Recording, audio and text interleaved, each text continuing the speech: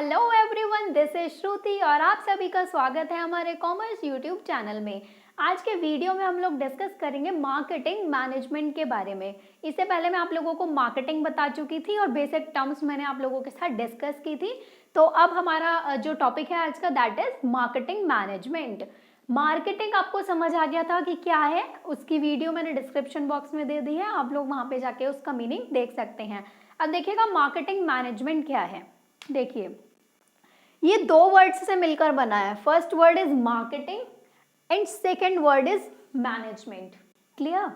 Marketing आपको पता है कि मार्केटिंग के अंदर क्या किया जाता है, बाइंग भी होती है, सेलिंग भी होती है, प्रोडक्ट की डिजाइनिंग भी होती है, डिमांड्स को भी पूरा करना होता है, कंज्यूमर को सेटिस्फाई भी करना होता है। ये सारी चीजें, प्रमोशनल टेक्निक्स भी लगानी होती है, सब कुछ किसमें करना होता है, मार्केटिंग के अंदर। अब मैनेजमेंट, इसका क्या मतलब है, जब मार्केटिंग की एक्टिविटीज को मैनेज करना, that is known as marketing management. Okay, यहाँ पे मैंने आप लोगों को एक लाइन भी लिखी हुई है, ये आप देख सकते हैं। देखिएगा, marketing management means management of all the activities related to market. यानी कि मार्केट से रिलेटेड जितनी भी एक्टिविटीज होती हैं, वो कुछ भी हो मार्केट से रिलेटेड, जो मैंने आप लोगों को ऑलरेडी बताई थी वीडियो में कि जो मार्केटिंग है वो किस किस चीज से मिलकर बनता है। इन चीजों से आप लोग सोचते हैं ना, जैसे सेलिंग है और सिर्फ बाइंग, इनसे मिलकर बनता है, लेकिन नहीं, सेलिंग भी, बाइंग भी, कस्टमर सेटिस्फैक्शन भी, यहाँ पे मैं लिख देती हूँ आपको, customer satisfaction plus designing of product. ठीक है, डिजाइनिंग, और आप लोगों का आता है प्रमोशनल टेक्निक्स, प्रमोशनल टेक्निक्स। तो ये सब चीजें जो हैं, ये सब कुछ मिलकर बनता है मार्केटिंग। आपका सब कुछ मिलकर बनता है मार्केटिंग। तो मार्केट की ये सारी एक्टिविटीज को मैनेज करना is known as marketing management. Clear है? ओके। अब देखिए, एक डेफिनेशन यहाँ पर गिवन है आपको, उसमें जस्ट कुछ इसका ही थोड़ा सा बताया हुआ है। जैसे कि अब मैनेज कैसे करेंगे, मैनेजमेंट में आपने पढ़ा हुआ है कि मैनेजमेंट किस तरीके से मैनेज किया जाता है, प्लानिंग की जाती है, ऑर्गेनाइजिंग की जाती है, स्टाफिंग, डायरेक्टिंग, कंट्रोलिंग, ये सब चीजें की जाती हैं। तो ऑब्वियसली मार्केटिंग मैनेजमेंट है, तो मार्केटिंग में भी की जाएगी। सबसे पहले प्लानिंग की जाएगी कि कैसा प्रोडक्ट होना चाहिए, फिर ऑर्गेनाइजिंग की जाएगी उस प्रोडक्ट के लिए। आप लोगों को फिर मार्केटर जो होगा उसको, मैन्युफैक्चरर जो होगा उसको सामान इकट्ठा करना पड़ेगा। इस तरह से प्लानिंग, ऑर्गेनाइजिंग, डायरेक्टिंग, कंट्रोलिंग यहाँ पर भी लगेगा। तो वही चीज बताई हुई है, it refers to planning, organizing, directing and controlling of all the activities which result in exchange of goods and services। तो मैनेजमेंट के अंदर आती है सारी चीजें। तो जब हम मार्केट को मैनेज करेंगे, जब एक मैन्युफैक्चरर जो है, मार्केटर जो है, वो जब एक मार्केट को करेगा, क्या बोलते हैं, मार्केट को मैनेज करेगा, तो क्या होगा, वो प्लानिंग भी देखेगा, ऑर्गेनाइजिंग भी देखेगा, डायरेक्टिंग भी देखेगा और कंट्रोलिंग भी देखेगा। ओके, तो ये एक जस्ट छोटी सी डेफिनेशन थी, आप लोग इसको नोट डाउन कर लेना वीडियो को पॉज करके। क्लियर? उसके बाद अब जो मार्केट को मैनेज करते हैं, मार्केटिंग के उसके 3 स्टेप्स आते हैं, यानी इसके अंदर हमें 3 एक्टिविटीज करनी होती हैं। अब वो 3 एक्टिविटीज कौन कौन सी हैं, मतलब मार्केटिंग को मैनेज किस तरीके से किया जाए, कौन से स्टेप्स हैं ऐसे 3, जिन स्टेप्स से आपको पता चलेगा कि मार्केटिंग कैसे की जाती है। ओके, सबसे फर्स्ट स्टेप है चूजिंग अ टारगेट मार्केट। सबसे पहली चीज टारगेट मार्केट चूज करना।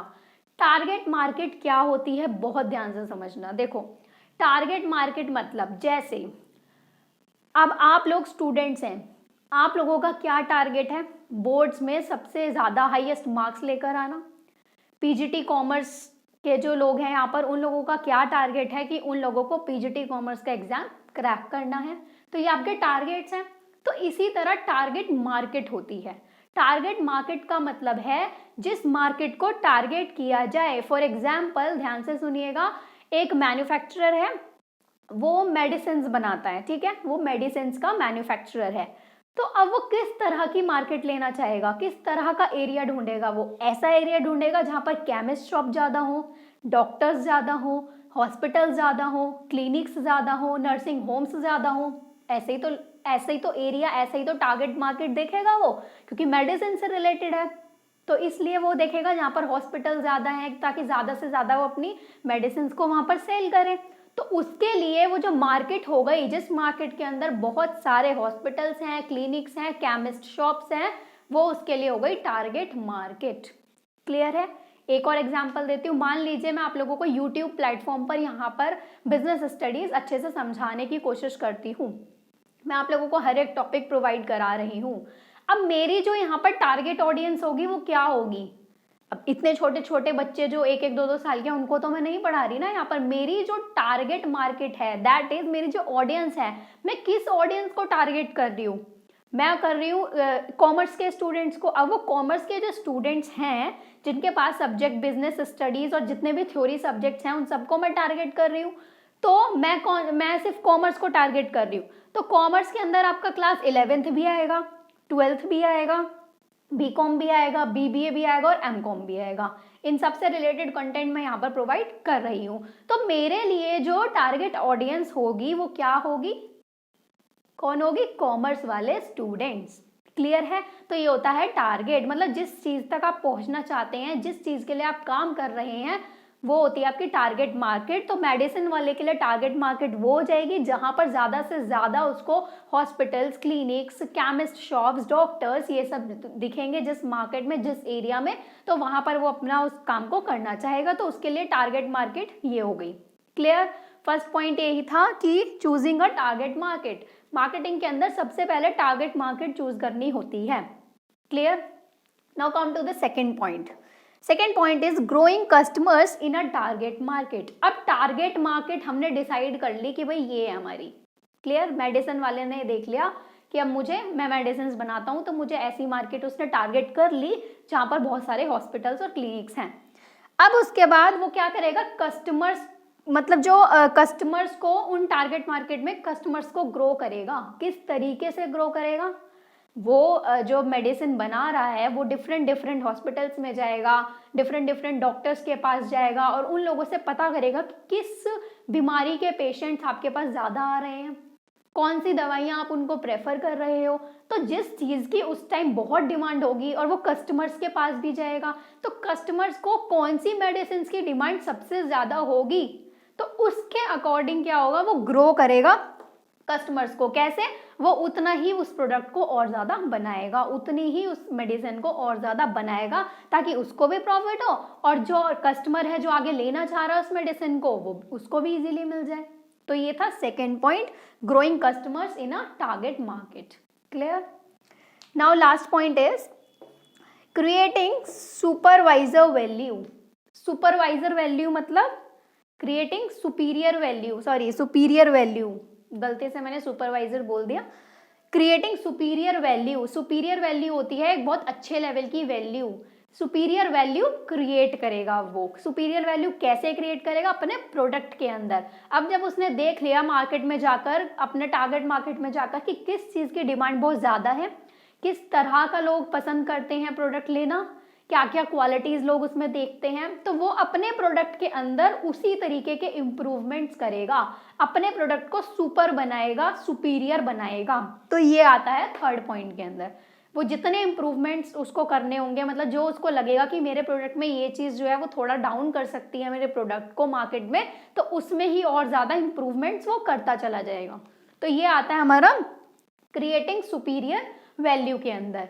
तो ये 3 स्टेप्स होते हैं बेसिकली, 3 ये एक्टिविटीज होती है मार्केटिंग मैनेजमेंट के अंदर। क्लियर है? छोटा सा टॉपिक था, तो अच्छे से मुझे डिस्क्राइब करना था आप लोगों को, तो मैंने एक छोटा सा ही टॉपिक लिया। मैं पूरा सिलेबस, पूरा मार्केटिंग के हर एक छोटे छोटे टॉपिक को आपको बहुत अच्छे से एक्सप्लेन करने की कोशिश करूंगी।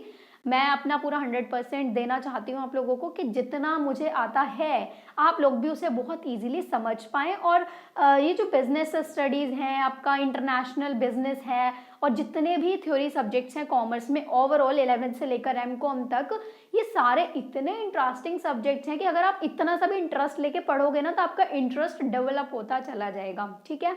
तो मैं जितने इंटरेस्ट के साथ आप लोगों को पढ़ा रही हूँ, तो आई होप आप लोगों ने उससे ज़्यादा इंटरेस्ट के साथ समझा होगा। ठीक है?